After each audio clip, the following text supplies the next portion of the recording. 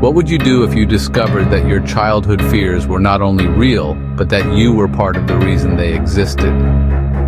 There's something undeniably eerie about abandoned places, empty buildings hollowed by time, where the past clings to the walls like dust. But what if I told you that sometimes, the places we fear most, the ones we avoid at all costs, aren't just haunted by ghosts or shadows of the past? What if those places are haunted by something much worse? Something that was never meant to exist at all? You've heard of urban legends of haunted asylums and forgotten hospitals. You've probably dismissed them, chalking up the stories to overactive imaginations or fabricated local lore. But what happened inside this place, what happened to the children who went inside that day, is no story. It's a nightmare that left those who survived forever changed. And it's a nightmare that started long before anyone entered the asylum. Chapter 1. The Aftermath. The scene outside the old Dunhill Asylum was one of chaos. Police cars, flashing lights, medical personnel rushing between the crumbling walls and the crowd of children who had escaped from inside. They weren't normal children anymore.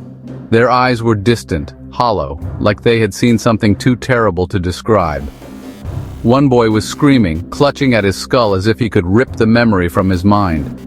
Another child, covered in scratches and blood, had gone completely silent, as though the horror had stolen her voice. But one girl stood apart from the rest. Lily. Her eyes didn't flicker with panic or terror like the others. She didn't tremble or cry.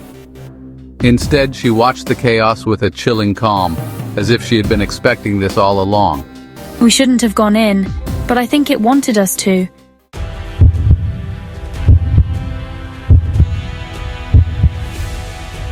Chapter 2. The Dare. The story really begins 2 days earlier, when a group of children from the local town dared each other to sneak into the old Dunhill Asylum. Dunhill was one of those places whispered about in schoolyards and over campfires. The kind of place that everyone was convinced was haunted, though no one had any proof. There were stories of strange disappearances, of vagrants going in but never coming out. But in the end, it was just an abandoned building, wasn't it? Come on, it's just an old building. Lily had been the one to suggest the dare. She wasn't the biggest or the toughest of the group, but she was the one they all listened to. Maybe it was her confidence, her refusal to be scared of anything. The others, Thomas, Jenny, Marcus, and the twins, Sarah and Simon, followed her because that's what they always did. But even they hesitated when they reached the rusted gates of the asylum. The others exchanged glances, nervous but unwilling to back down. In the end, they followed her inside. That was their first mistake. Chapter 3. The Asylum. Inside, the asylum was a labyrinth of decaying rooms and darkened corridors. The air was thick with dust and the walls were covered in peeling paint and old graffiti. It smelled of rot and something else, something that made the children's skin crawl. I don't like this, Sarah whispered, clutching her brother's hand. I think we should leave. But Lily ignored her. She was already moving deeper into the building, her steps confident, unafraid. It was as if she knew exactly where to go. They wandered the halls, the others growing more nervous with every creak and groan of the old building. Every so often they would hear a noise, a faint whisper, a distant thud. The others jumped at every sound, but not Lily. She seemed almost entranced, her gaze fixed on something far ahead of them. And then they found the room. It was hidden away in the farthest wing of the asylum, behind a door that looked like it hadn't been opened in years. But when Lily reached for the handle, it swung open easily, as if it had been waiting for them. Inside was a small room with a single chair bolted to the floor. Strange symbols were carved into the walls, and a circle of chalk marked the center of the floor around the chair. The air was thick with an energy that made their skin prickle. We should go. This place feels wrong. But Lily stepped forward, her eyes fixed on the chair in the center of the room. This is what we came for. This is where it happened. Chapter 4. The Awakening. What none of them knew was that the asylum had been the site of something much darker than any urban legend. Decades ago, the government had funded a secret experiment in the asylum's basement, a program designed to unlock psychic abilities in children. It was part of a Cold War-era initiative born out of paranoia and the desire for power. The doctors involved had selected children from orphanages, children no one would miss. They were put through grueling tests, exposed to dangerous chemicals and pushed to the brink of madness, all in the name of science. But the doctors had lost control. The children's psychic abilities had grown beyond what they had anticipated. Some became violent, lashing out with unseen forces. Others vanished, disappearing into thin air as if they had never existed. The program was shut down, the asylum abandoned, but the echoes of those experiments remained. The symbols in the room, the chair, the circle, they were all part of the experiment. And when Lily stepped inside, something ancient and forgotten woke up. The door slammed shut behind them, trapping them in the room. The others screamed, pounding on the door, but it wouldn't budge. And then the symbols on the walls began to glow, faint at first, then brighter and brighter until the room was bathed in an eerie light. Lily stood at the center of the circle, her eyes wide, her body trembling.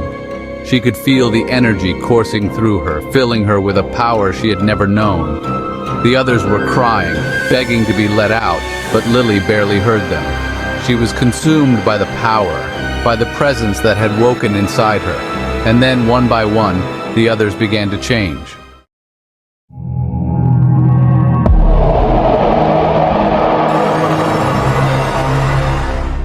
Thomas was the first to crack.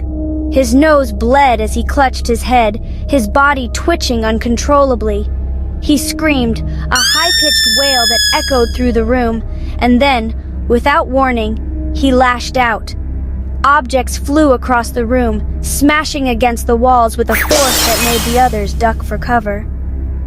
But Thomas didn't stop. He couldn't. His mind was unraveling, taken over by the power in the room. The twins were next. Simon's eyes rolled back in his head, his hands clawing at his face as if he were trying to tear something out. Sarah screamed, but it wasn't fear. It was rage, a blind, uncontrollable fury that had nothing to do with her brother and everything to do with the energy coursing through her. And through it all, Lily stood still, watching. The power had chosen her. It was feeding on the others' fear, their confusion, their terror. But Lily wasn't afraid. She understood what was happening, even if she didn't fully control it yet. One by one, her friends fell to the chaos, their minds and bodies twisted by the power that had been locked away for so long. The asylum was alive with psychic energy, and it was all hers. When the police finally arrived, the building was quiet. The walls were cracked, the floor covered in debris, but the children were alive. At least, some of them were. They found Lily standing outside, her clothes torn, her face smudged with dirt and blood, but otherwise unharmed. The others were inside, unconscious but breathing. The room was in ruins, the symbols on the walls faded and broken. When they asked Lily what had happened, she gave them a single chilling answer. We woke it up. They never found out what really happened inside the asylum. The authorities chalked it up to hysteria, to the overactive imaginations of children. But Lily knew better. She had felt the power inside her, the ancient energy that had been waiting all those years to be unleashed. The others would never speak of it again. They would recover, but they would never be the same. And as for Lily, she knew that the power had chosen her for a reason. The descent had already begun, and she was no longer afraid. But there was something they hadn't realized, something even Lily hadn't fully understood. As she lay in bed that night, staring at the ceiling, she felt it. A presence. It wasn't just the power I had claimed for myself, it was something else, something that had followed me from the asylum. At first, it was just a subtle shift in the air, a faint sensation at the edges of her consciousness. but it grew stronger with each passing hour, until it felt like the room itself was closing in on her. She sat up, her heart pounding, and that's when she saw it. A figure, barely visible in the corner of her room. It was small, hunched over, and its eyes glowed faintly in the darkness. She could hear its breathing, ragged, shallow, like it had been watching her for hours. Her mouth went dry. I had felt powerful before, in control, but now I realized I had never been alone. "Who are you?" I whispered, my voice barely audible in the stillness. The figure didn't move, but a cold voice echoed in her mind. You didn't wake me. I let you find me. A chill ran down her spine as the realization hit her. The power she thought she had mastered, the force that had consumed the others, it wasn't hers. It had been using her, manipulating her from the very beginning, and now it had followed her home. Lily tried to stand, to run, but her body wouldn't move. It was as if the air itself had solidified around her, trapping her in place. The figure stepped closer, its eyes narrowing. You're not in control, Lily. You never were. Her mind raced, trying to make sense of it all. The power in the asylum, the experiments, the symbols, it had all been a trap, a way for it to escape. And now it was free, walking among them, using her as its vessel. She had thought she was special, chosen, but she was nothing more than a pawn in a much larger game. The figure grinned, its teeth sharp and too white in the darkness. The others didn't survive because they fought it, but you let me in. Lily's heart pounded in her chest. She had thought the nightmare ended when she left the asylum, but it had only just begun. And as it reached out to her, its cold fingers brushing against her cheek, she realized the truth. She hadn't survived the asylum. The asylum had survived in her. If you made it this far, you might want to check under your bed, because Lily's not the only one who's brought something home. If you're brave enough for more, click the playlist in the top left to dive deeper into the darkness.